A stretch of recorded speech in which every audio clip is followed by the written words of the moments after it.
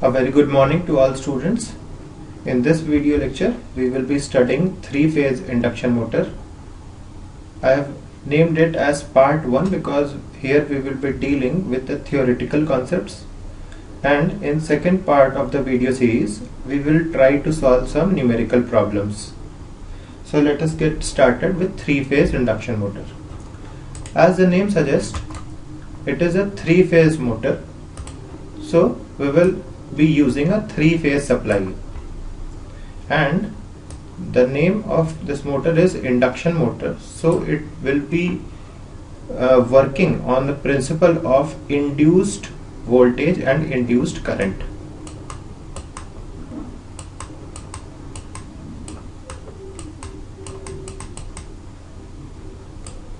So as we have already studied DC machines, we all know that the machine has two parts. One is called the stator and the other is called the rotor. Here we can see the stator of a three-phase induction motor. We can see that it is a hollow cylinder made of silicon steel material. This material is helpful in reducing the hysteresis losses, and we make this frame with the help of thin laminations which reduce the eddy current losses. Here in the stator we can see that windings are being placed inside the stator slots. We will be using a three-phase winding. We can also see the lamination, the insulating paper is being used to electrically isolate the winding coils from the stator frame. Next we see the image of a rotor. We have two types of rotors in three-phase induction motor. This particular type is called a slip ring rotor. It is called a slip ring rotor because three slip rings are used here, which I have highlighted. It is also called a wound rotor.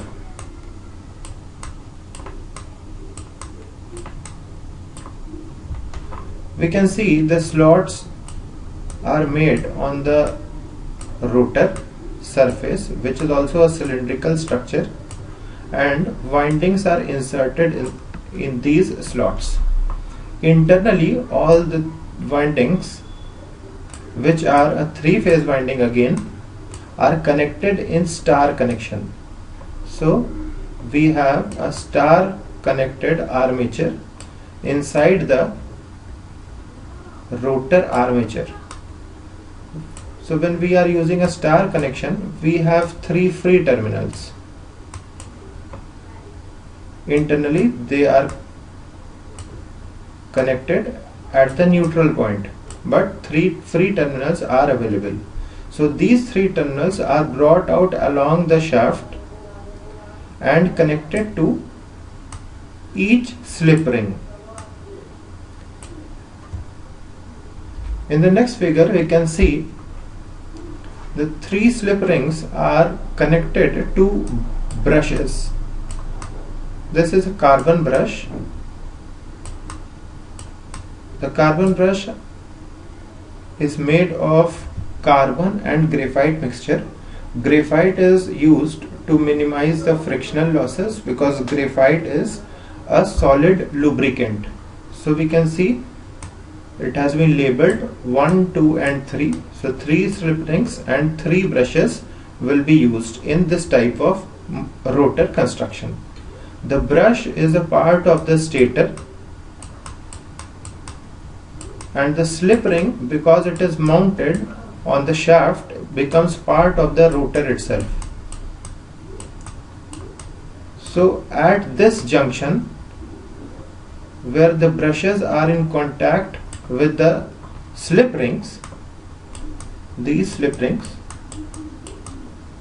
we have got a sliding electrical contact the brushes are stationary but the slip rings are rotating, and due to the contact we have a sliding electrical connection between the rotor and the brushes. Next we see a diagram of the wound rotor. Here I have used three colors to represent the color coding of three-phase supply, that is red, yellow and blue. We have already said that the armature winding is connected internally in star pattern, whereas the free terminals are brought out along the shaft and connected to each slip ring. These three brushes are connected to a three-phase rheostat. This is a variable resistance. Now we can also see that the three rheostat sliders are also connected in star. This is the common point. So basically what we have got is that the armature is connected in star connection, and externally it is also connected in a star connection through the three-phase rheostat. So this creates a closed circuit structure. If any EMF is induced in these armature windings, current can easily flow because a closed circuit path is available. Next we see the second type of rotor, that is called a cage rotor. In this, two rings of copper or aluminium are used, and aluminium conductors are welded at the two ends. So when we are using a lot many conductors, these conductors, and are welded to the end rings, this whole structure becomes a conducting circuit. So basically a cage rotor is a short circuited structure. Short circuiting is important because whenever any EMF is induced in the rotor, current will automatically start to flow in these conductors. Next we come to concept, that is rotating magnetic field. Let us analyze this in some other way as well.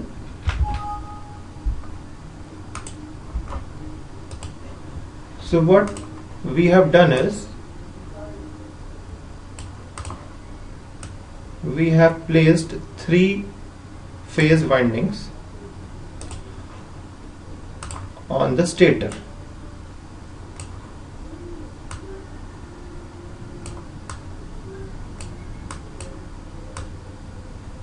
So we are using three-phase windings, and a three-phase winding should be balanced. So what we have done over here is, we have placed conductor A and A dash at diametrically opposite ends. Next we will place the conductor B at 120 degrees mechanical with respect to conductor A. So we have conductor B and B dash at diametrically opposite ends, and we can also see that the angle between the conductor A and B is 120 degrees. Next we will place the conductors C and C dash. Suppose this is C and C dash. We are placing over here. So we have C and C dash over here. Now to better understand, we will color these conductors A and A dash with red. We will use yellow color for B and B dash and blue color for C and C dash. Here we can also see that the angle between B and C is 120 degree, and between C and A it is also 120 degree. So we can see that the windings are evenly spaced in 360 degrees. So for now on I am deleting this internal drawing.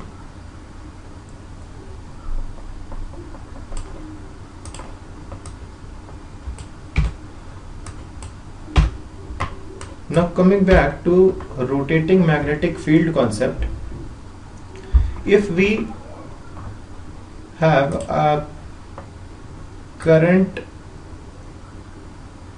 coming outward from conductor A and entering the conductor A dash, so if we use Fleming's right hand screw rule, we will have the direction of flux in this path, in this direction. So we will label this axis as phi A.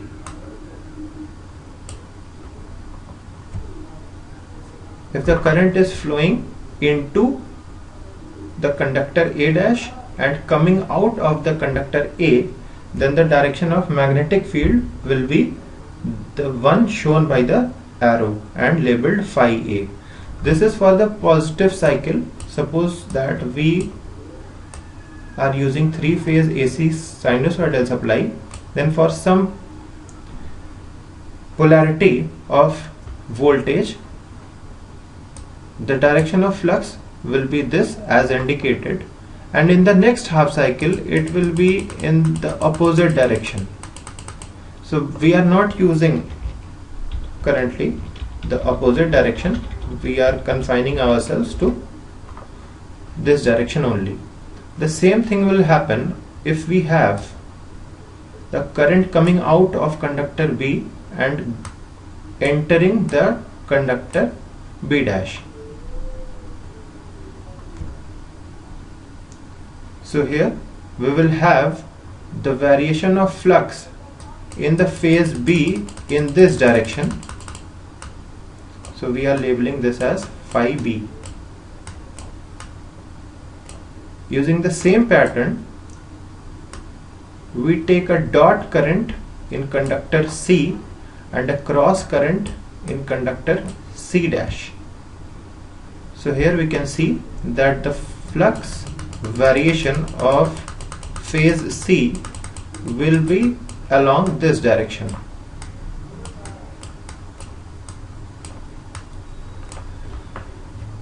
Now when we have three fluxes acting simultaneously inside the stator space, we need to find out the resultant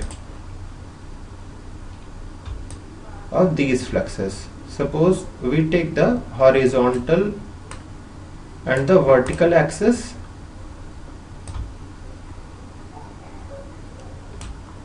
We will be resolving these into horizontal and vertical axes. Now we can see that on the x-axis we have phi A, but on the vertical axis we have a component of phi C in the positive y direction and a component of phi B in the negative direction. So what will be the angle between the vertical axis and phi C? Let us find out. We know that the angle between phi C and phi A is 120 degree, and the angle between the vertical axis and the phi A axis is 90 degrees. So what we have over here is 30 degrees between the flux direction phi C and the positive vertical axis or y axis.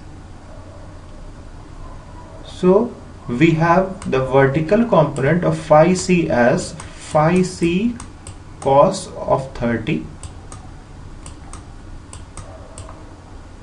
and similarly we will have the component of phi B on the negative vertical axis as phi B cos 30. On the horizontal axis, negative horizontal axis or the negative y axis, we have component of phi C, which is phi C sin 30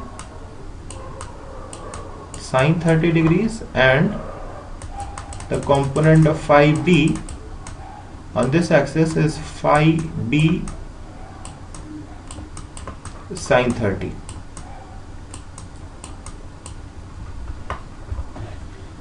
So when we add up these vertical and horizontal components, we get a resultant, and the resultant comes out to be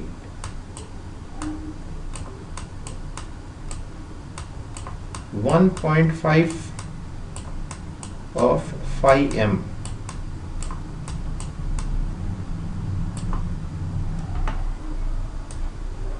This is the result.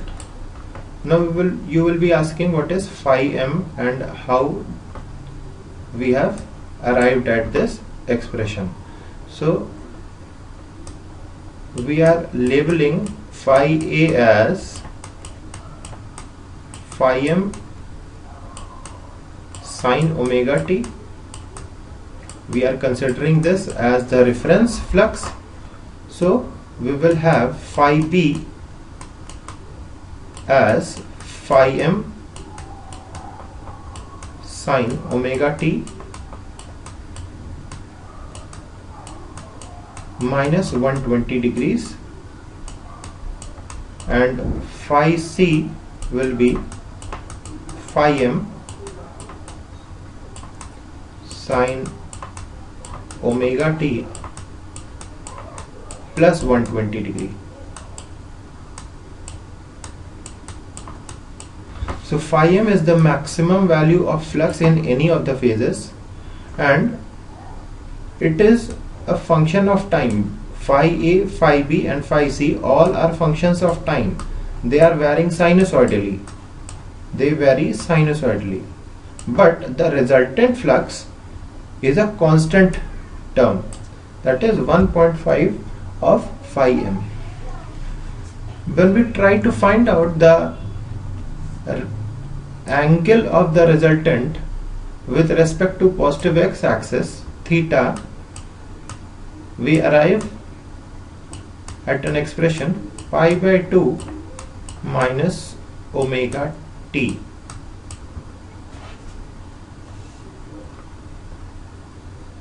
So which means that at t equal to 0, theta is pi by 2, which means that we have the resultant at 90 degree.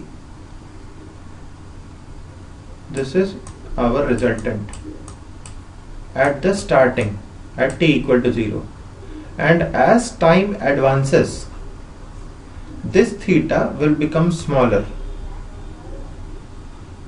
by a rate minus omega, which means that this resultant flux phi r will be rotating inside the stator space with a speed omega radian per second.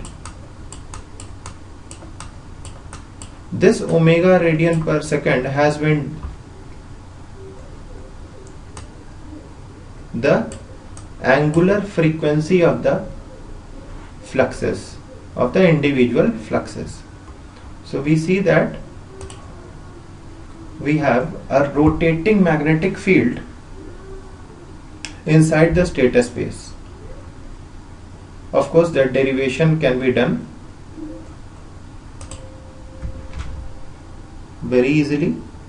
Let us see the variation of flux along their directions and the resultant. So in the top three circular figures labeled as phase A, phase B and C, we can see the variation of flux is confined to one axis only. It is increasing in a particular direction, decreasing to 0, and on the reverse direction it increases and again comes back to 0. However, the resultant is rotating. The resultant flux is rotating in space and has a constant magnitude.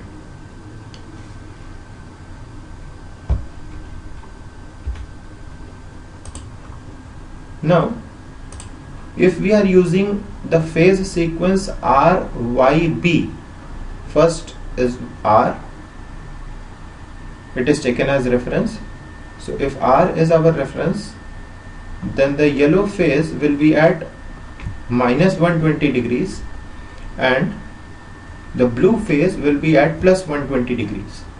If we reverse this pattern, that is, we take red, blue and yellow, we are reversing the phase sequence. It means that if phase R or the red phase is considered as the reference, the blue phase will be at minus 120 degree and the yellow phase will be at plus 120 degree.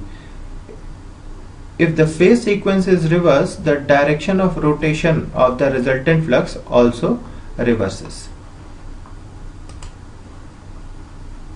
Here is a description of how we arrive at the resultant magnitude and the resultant theta.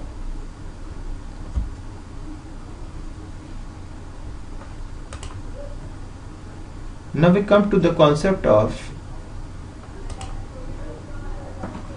the flux cutting of the rotor conductors. So here what we have created is that we have a stator and we have a rotor. We are looking at a cross section or a cut section rather. We have considered one conductor on top of the rotor. So what is happening here is that a flux has been created. Flux has been created and it is rotating. This flux is rotating inside the stator space at omega radian per second. This speed is also called the synchronous speed of the machine, and it is expressed as ns, capital NS, in revolutions per minute, whereas the unit for omega is radian per second. So we have a flux, we have a resultant flux inside the stator space which is rotating at a synchronous speed in clockwise direction for the RYB phase sequence that we had taken. Now what happens here is, when the rotor is at standstill condition, the rotor is not moving currently, so this is called a standstill condition. So when the flux starts to rotate, when we switch on the three-phase supply, the flux immediately starts to rotate at synchronous speed, that is ns. Now the rotor is currently not moving and the rotor speed is 0. Now what happens is, when the flux cuts through this conductor placed on the rotor surface, induced EMF is created in the rotor, and as all the rotor conductors are short circuited, a current starts to flow inside the conductor. Now to determine the direction of the induced current, we will use Fleming's right hand rule. But the problem with Fleming's right hand rule is that Fleming has given the rule by assuming that the flux is constant or the flux is stationary and the conductor is moving inside the flux. But here the condition is just reverse. The conductor is stationary but the flux is moving. So we can use the concept of relative motion, and we can say that if the flux is going from left to right and the conductor is stationary, this amounts to the same thing as the flux being stationary and the conductor is moving from right to left. So now we will use Fleming's right hand rule. So here we have described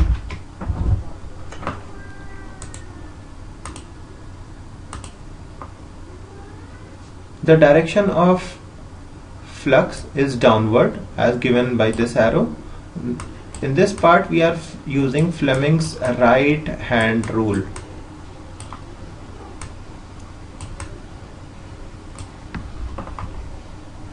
To determine the direction of the induced current, we can see that the motion of conductor related to the field is like this, and if we use the thumb, index and middle finger of our right hand, the current direction will come out to be the dot, or coming outside the plane of the plane represented here. So the direction of induced current is outward. Now we have magnetic field inside the stator space. We have a current carrying rotor conductor inside the magnetic field. Therefore we will have a force produced on the rotor conductors. To determine the direction of force on the rotor conductor, we will use Fleming's left hand rule.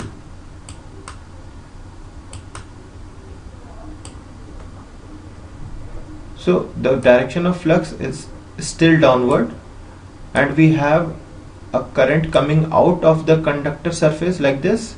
So the direction of force experienced by the conductor will be from left to right.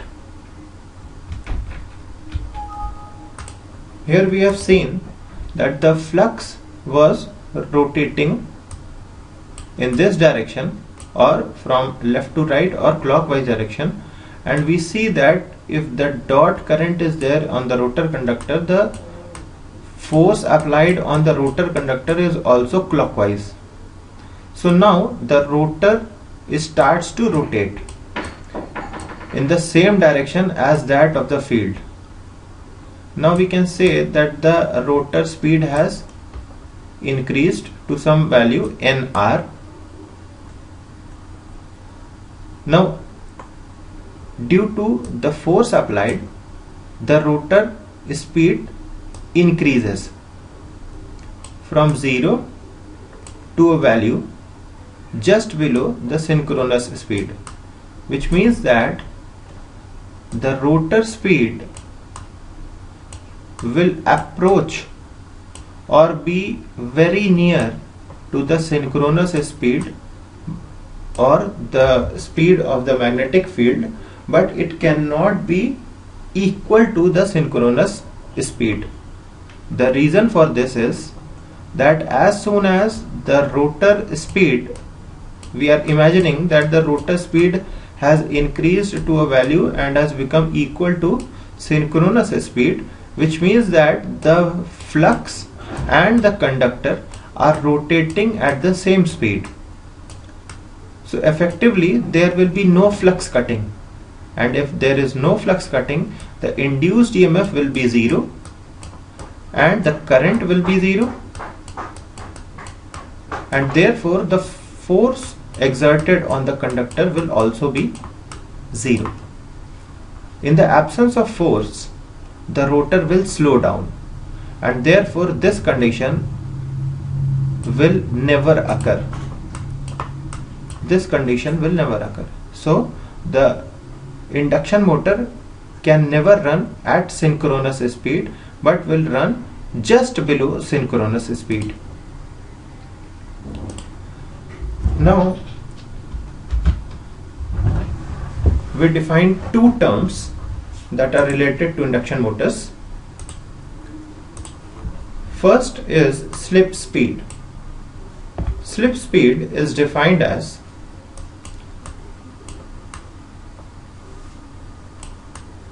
ns minus nr, or the difference of synchronous speed and rotor speed. Obviously, the unit of this slip speed will be in RPM. We define another quantity that is very important, and it is called slip. It is denoted by small s, and slip is defined as the ratio of the slip speed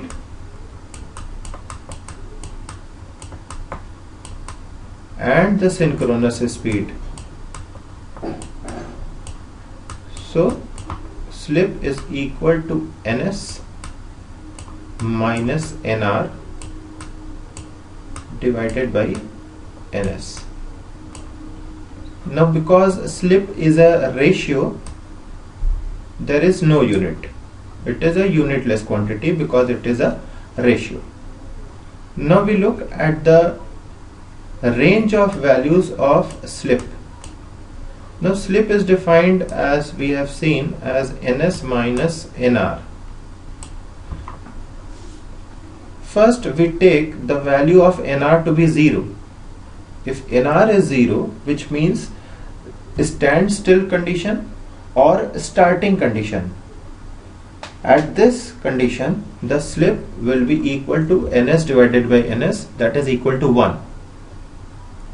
Now when the motor is running at full speed, the speed nr will be very much near to ns or approaching ns.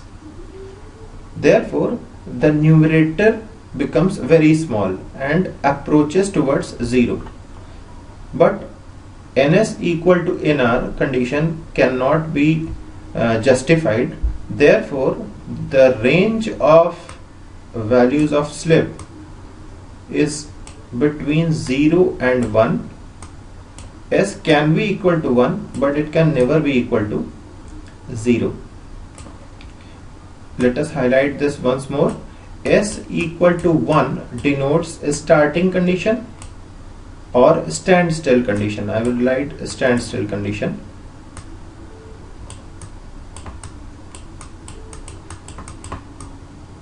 A standstill condition, and S tending towards 0 represents full speed operation.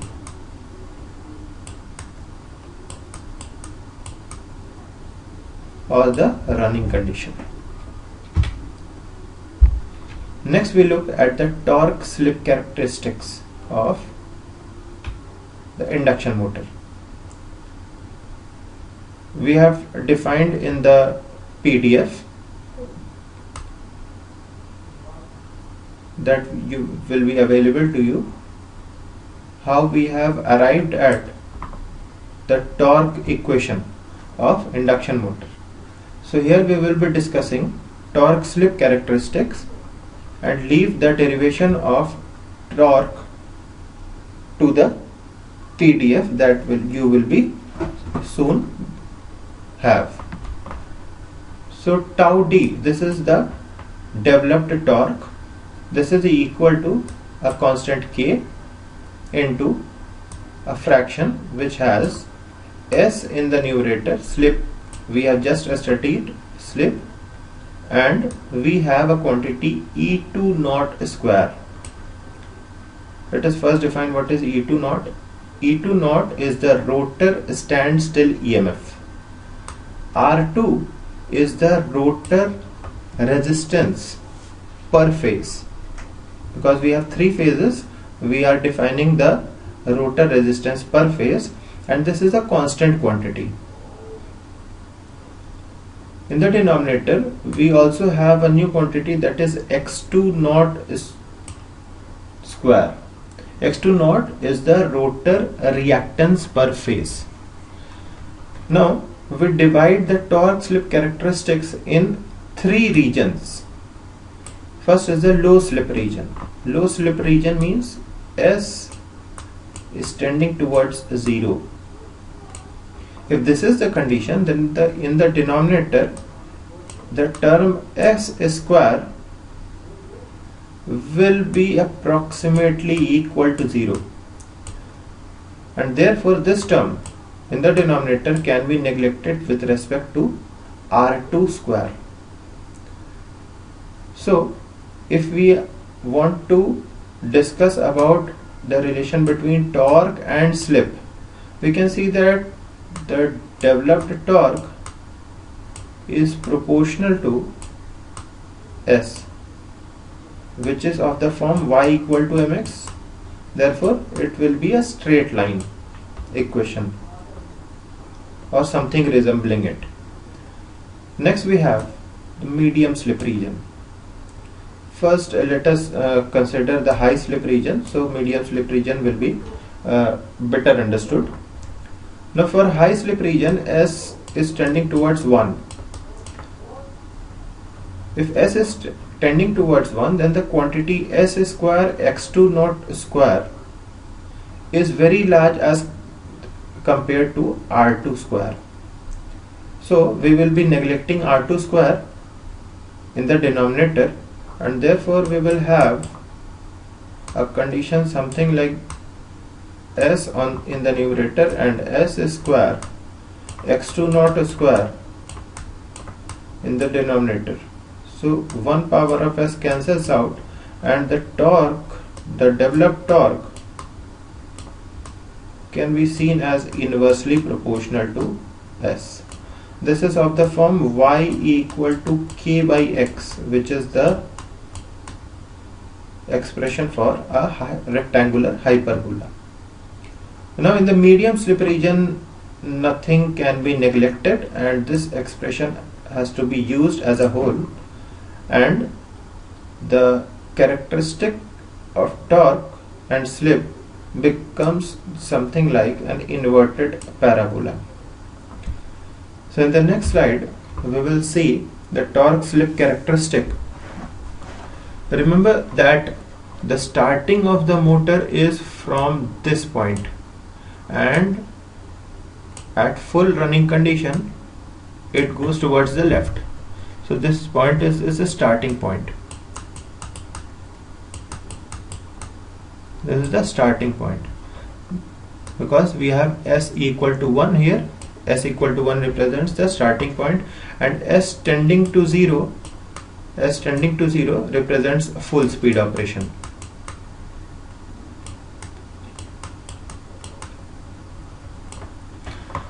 We will first look at the red graph over here. So we can see that it is written tau st. This is the starting torque, this is the starting point of the graph. The graph goes like this, just like a rectangular hyperbola. Then it becomes an inverted parabola, and towards the low slip region it behaves as a straight line. So we are dividing this into three parts like this. So we have a linear region on the leftmost part, parabolic region in the middle part, and rectangular hyperbolic region in the third part. Now it is for a value of rotor resistance R21. If we increase the rotor resistance by means of the external rheostat, this is only possible in case of a wound rotor or a slip ring rotor. It is not possible for cage rotors, because cage rotor is short circuited in itself and there is no controlling option. So here we have increased the rheostat resistance, and the effective resistance of the rotor becomes equal to R22, and we have given the condition that R22 is greater than R21.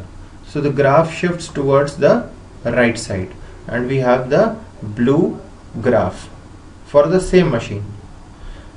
Now we increase the rotor resistance further, and we have effective resistance as R23.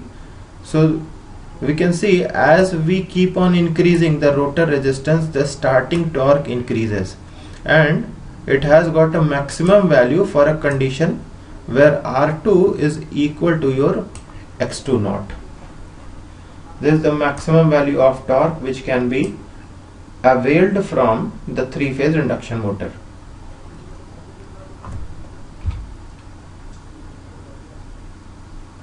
Thank you for watching this video. In the next part, we will be dealing with some numerical problems.